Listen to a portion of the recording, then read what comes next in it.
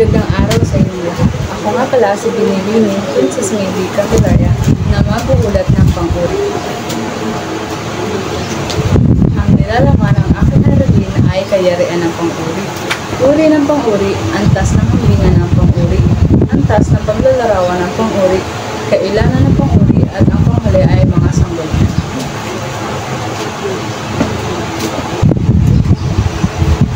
Layunin. Pagkatapos ng aralin, ang mga tagapakinig ay inaasahan. A. Malaman ko ano ang pang-uri. B. Bahagi sa talakayan. C. Makapagbigay ng halimbawa ng pang-uri. D. Makapaglarawan ng tao, bagay, hayop, pangyayari at lugar. E. Malaman ang kahalagahan ng usap gamit sa mga salitang naglalarawan. F. Maibigay ang salitang naglalarawan sa larawan. Ano nga ba ang pang-uri? Ang pang-uri ay isang bahagi ng pananalita na naglalarawan ng pangalan o panghalip at ginagawang mas particular ito. Sa wikang Ingles, tinatawag itong adjective. Halimbawa, malaki, maganda, pulang-pula, matamis, malamig at maganda. Pag ginamit natin ito sa salita, ang halimbawa nito ay ang pakwan ay matamis at pulang-pula. Kayarian ng pang-uri. May apat na inyo ang kayarian ng pang-uri. Ito ay ang mga sumusunod. Una nito ay payak. Ito ay binubuo ng mga salitang ugat lamang. Halimbawa, bato, damit, ilog. Pangalawa nito ay may lapi. Ito ay ang mga pang-uri na binubuo ng salitang ugat at panlapi. Halimbawa, sa unlapi, dinadagdagan ang panlapi sa unahan. Naglaro, ang dinagdag doon ay nag. Tapos sa masaya, ang dinagdag ay ma. Sa gitlapi naman, dinadagdagan yung gitna. Hinila, ang dinagdag doon ay in. Tapos sa kumain, sa gitna. Sa hulapi naman, dinadagdagan sa hulihan. Halimbawa, nagandahan, ang dinagdag sa huli. Tapos sa aralin, ang dinagdag ay in sa panghuli. Ang pangatlo ay inuulit. Ito ay binubuo sa pamamagitan ng pag-uulit ng buong salita o bahagi ng salita. Sa ganap, ang inuulit dito ay buong salita. Halimbawa, araw-araw. Sunod ay gabi-gabi. Sa diganap naman, ang inuulit dito ay bahagi ng salita. Diganap, aalis, lalakad. Tambalan, ito ay binubuo ng dalawang salitang pinagtambal. Halimbawa, silid plus aklatan. Magiging siyang silid aklatan. Uri ng pang-uri. May tatlong uri ang mga pang-uri. Ito ay ang mga sumusunod. Una ay panlarawan. Ito ay nagsasaad ng laki, kulay, anyo, amoy, tunog, yari, lasa at hugis ng mga pangalan o pang-uri. Halimbawa, kunti, binuhaba, mabango, malakas. Pangalawa, pantangi. Sinasabi nito ang tiyak na pangalan. Ito ay binubuo ng isang pangalang pambalana at isang pangalang pantangi. Ang pangalang pantangi na nagsisimula sa malaking titik ay naglalarawan o tumutukoy sa uri ng pangalang pambalana. Halimbawa, wikang Ingles, malaking titik doon yung W tapos yung I sa Ingles. Pangatlo ay pamilang. Ito ay nagsasabi ng bilang o pagkakasunod-sunod. Una, patakaran. Ito ay nagsasaad ng aktual na bilang ng tao o bagay. Ito ay ang mga basal na bilang o numeral. Halimbawa, 1, 4, 5, 5,000. Pangalawa ay panunuran. Ito ay nagsasaad ng posisyon ng pangalan sa pagkakasunod-sunod ng mga tao o bagay.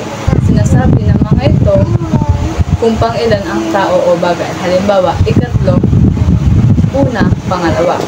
Pangatlo, pamahagi. Ito ay nagsasaad ng bahagi ng kabuuan ng pangalan. Ang unlaping tig ay nagsasaad ng pantay na pamamahagi. O sa wika Ingles ay equal distribution. Ginagamit ito kapag ang bilang ng bagay na binigay o natanggap ay pare-pareho. Maaari rin na may anyong bahaging bilang o hating bilang sa fraction sa Ingles. Ang pamahaging pamilang, ginagamit din ang salitang bahagdan, persentahe o porsyento pagkatapos ng bilang para sa bahagi ng 100. Halimbawa, kalahati, 5/8. Pang-apat, pahalaga. Ito ay nagsasaad ng halaga, katumbas ng pera, ng bagay o anumang binili o bilihin. Halimbawa, piso, 50 sentimo, 100 piso. Panglima ay palansak. Ito ay nagsasaad ng pagpapangkat ng mga tao o bagay. Tinutukoy nito ang bilang na bumubuo ng isang pangkat ng tao o bagay. bagay na pinagsama-sama. Halimbawa, dalawahan, sampu-sampu, animan. Panghuli ay patakda. Ito ay nagsasaad ng tiyak na bilang ng pangalan.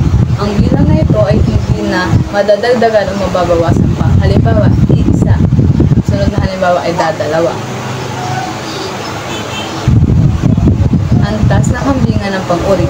May tatlong antas ng hambingan pang-uri. Una dito ay lantay. Ito ay naglalarawan lamang ng iisa o payak na pangalan o panghalip.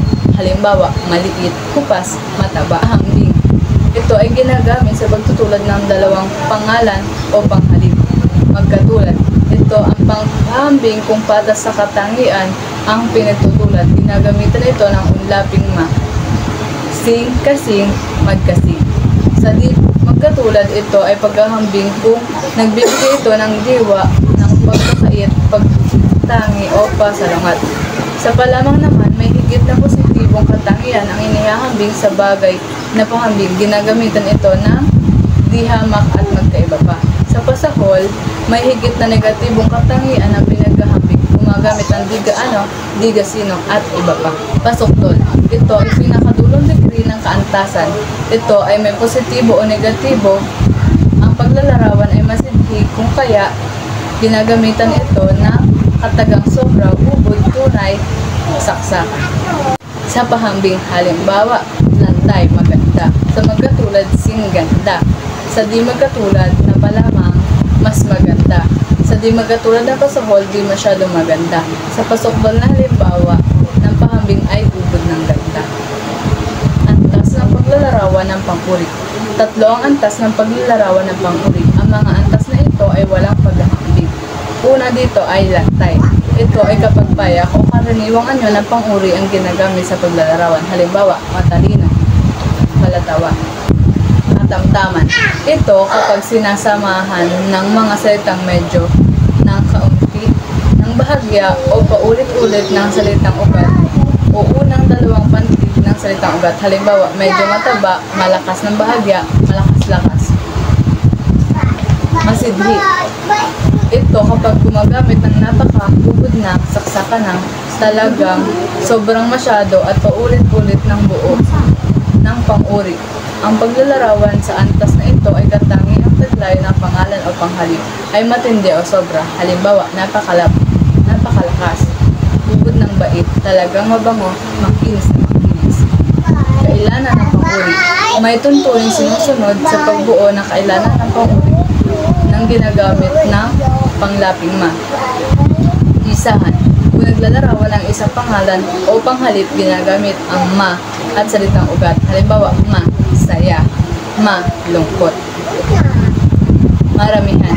Kung naglalarawan sa dalawa o mahigit pang pangalan o panghalip, ginagamit ang ma at inuulit ang unang pantig o unang dalawang titik sa salitang ugat. Halimbawa, ma, liliit, ma, gaganda. Ang mga sanggunian. Salamat sa pakikinig at kooperasyon. Hanggang sa muli. Bye-bye!